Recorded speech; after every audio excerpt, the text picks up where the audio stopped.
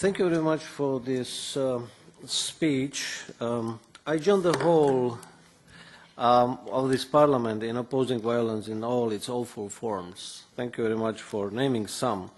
I recognize the vulnerability of women to forced marriages, human trafficking, female genital mutilation and other abuses, and it's terrible, terrible, terrible.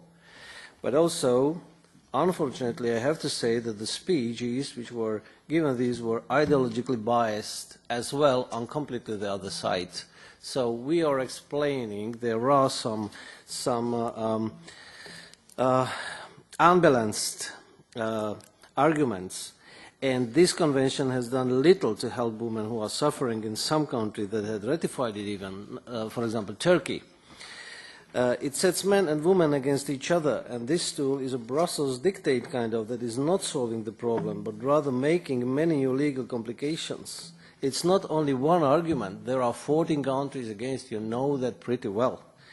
So we should, instead of this, work harder to come up with an alternative convention that all member states can support and will willingly ratify. My question to Mr. Filčík is, why is Slovakia, the country holding the presidency of EU, pushing sovereign member states to ratify the Istanbul Convention, which is in contradiction to the Slovak Declaration on Sovereignty of Member States of the European Union in cultural and ethical issues, which was issued in January 2002? Oh, why didn't the Minister of Justice of Slovakia long ago start a dialogue with representatives of the NGOs and civil society about the ratification of the Istanbul Convention, and their voice is ignored? They gave all their input 3 years ago, and nobody from the government had any discussion. And there is a strong argument. Please explain why an organization like Yes Life and the Catholic Charity of Spiš region of Slovakia lost their opportunity to ask for financing from Norwegian financial mechanism when they voiced opposition to the Istanbul Convention. Where is the value of anti-discrimination and plurality and diversity of the EU? We are united in diversity. Where is this motive? Yes.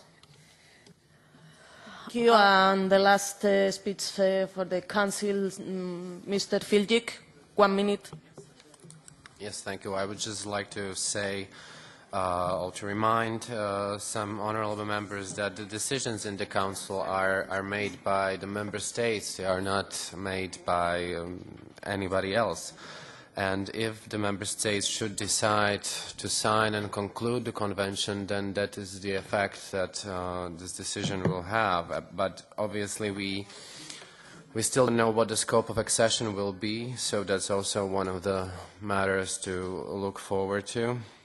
And another thing that I wanted to say is that the Slovak presidency was simply continuing its work as expected. It was not, we were not pushing anything, so to say. And I would like to say that in the Council, no member state has any issues as regards the substance of the Convention.